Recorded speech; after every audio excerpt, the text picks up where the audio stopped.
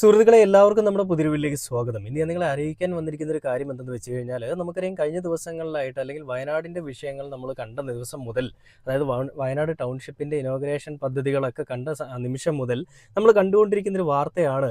മുഖ്യമന്ത്രിയും സംഘവും കൂടി വയനാടിൻ്റെ പേരും പറഞ്ഞുകൊണ്ടല്ലേ വയനാട്ടിലെ ജനങ്ങളെ ഈ ഒരുമാതിരി പൊള്ളയായിട്ടുള്ള കാര്യങ്ങൾ കാണിച്ചുകൊണ്ട് പറ്റിക്കുന്നു എന്ന് പറഞ്ഞുകൊണ്ടുള്ള ഈ പറയുന്ന കൊങ്ങികളുടെ മെഴുകലുകൾ. അതിന് വേണ്ടിയിട്ട് ചാനൽ ചർച്ചകളിൽ വന്നിരുന്ന് മെഴുകാൻ വേണ്ടിയിട്ട് സ്മൃതീഷൻ എന്ന് പറയുന്ന സതീശൻ്റെ സഹോദരിയായിട്ടുള്ള കൊങ്ങിണിയായിട്ടുള്ള സ്മൃതി പരുത്തിക്കുരു രംഗത്തേക്ക് വരുന്നു. ഇങ്ങനെയുള്ള സംഭവങ്ങളൊക്കെ പറഞ്ഞ് അവർ പല കാര്യങ്ങൾ പറഞ്ഞ് പല പ്രശ്നങ്ങൾ ഉണ്ടാക്കിക്കൊണ്ട് പോകുന്നു. നമ്മൾ അതിനെപ്പറ്റി എല്ലാം ചർച്ച ചെയ്യുകയുണ്ടായി. ഇന്നിപ്പോൾ അവർക്ക് കിട്ടിയിരിക്കുന്ന ഒരു പുതിയ റീസൺ, അതായത് വയനാട് വിഷയം കഴിഞ്ഞു, വയനാട് ടൗൺഷിപ്പിലെ വീടിൻ്റെ വിള്ളൽ കഴിഞ്ഞു, വിള്ളലിനിടയിൽ കൂടെയുള്ള ചോർച്ചകൾ കഴിഞ്ഞു.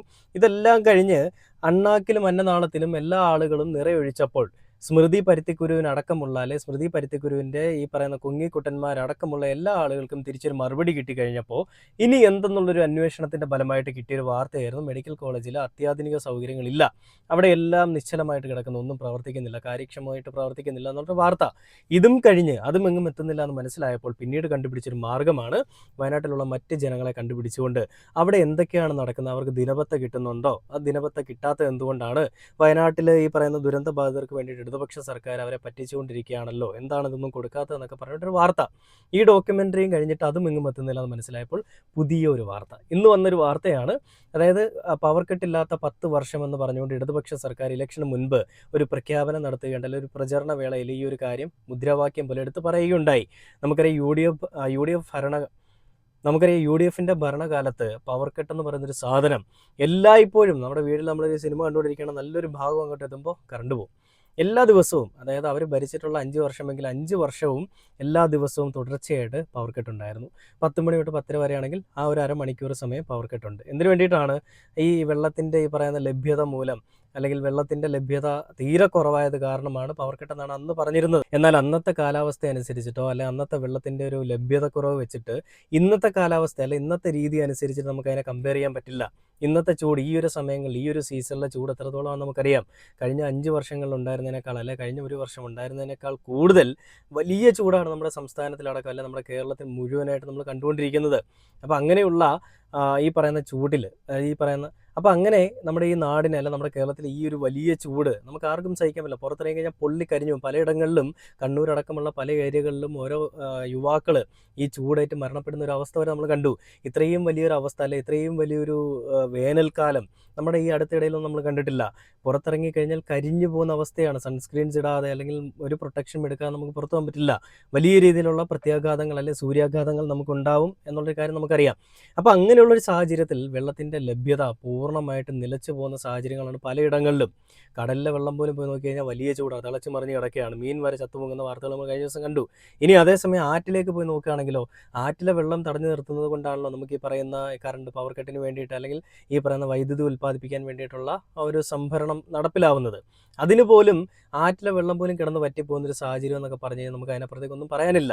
ഈ ഒരു സാഹചര്യത്തിലും ഈ ഒരു 10 വർഷവും അല്ലെങ്കിൽ ഈ ഒരു കഴിഞ്ഞ വർഷവും എല്ലാം നല്ല രീതിയിൽ തന്നെ നമുക്ക് ഈ പറയുന്ന ഇടതുപക്ഷ സർക്കാർ ഉള്ളതുകൊണ്ട് തന്നെ കറണ്ടിൻ്റെയും മറ്റുള്ള കാര്യങ്ങളും എല്ലാം സുതാര്യമായിട്ടുള്ള ലഭ്യത നമുക്ക് ഒരു രീതിയിലും നമ്മളെ എഫക്റ്റ് ചെയ്തിരുന്നില്ല. എന്നാൽ ഇന്നത്തെ ഈ ഒരു കാലാവസ്ഥ അനുസരിച്ച്, ഇന്നത്തെ ഈ ഒരു ലഭ്യത കുറവ് മൂലം ഇതെല്ലാം നമ്മൾ എഫക്റ്റ് ചെയ്യുന്നുണ്ട്.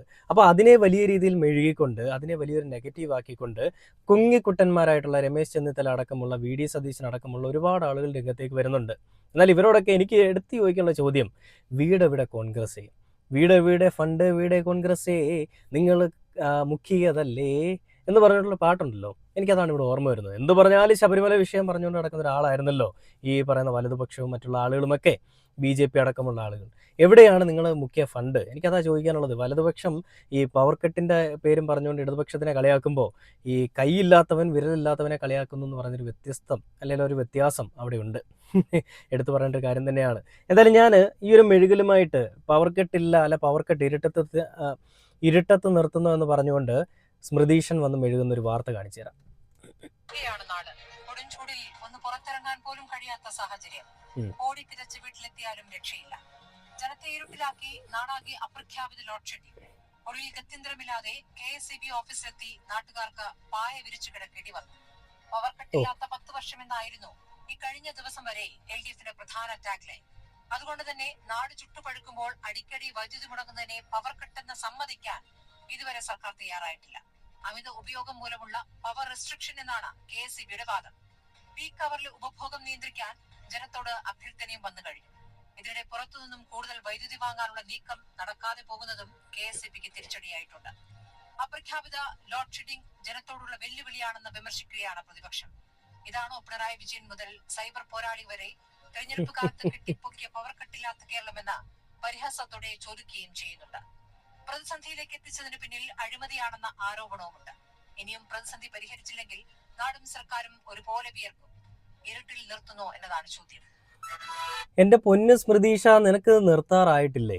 ഇപ്പോഴും എപ്പോഴും എല്ലായ്പ്പോഴും ഒരേ കാര്യം തന്നെ പറഞ്ഞുകൊണ്ട് ഇടതുപക്ഷ സർക്കാരാണ് ഈ നാട്ടിലെ ഈ പവർ കട്ട് അല്ലെങ്കിൽ ഈ പറയുന്ന നാട്ടിനെ ഇരുട്ടിലാക്കുന്നത് എന്ന് പറഞ്ഞുകൊണ്ട് എന്തിനാണ് ഈ കിടന്ന് മെഴുകുന്നത്? വയനാട്ടിലെ ജനങ്ങളുടെ അവരുടെ ശവം തിന്ന് കഴിഞ്ഞോ നിങ്ങൾ?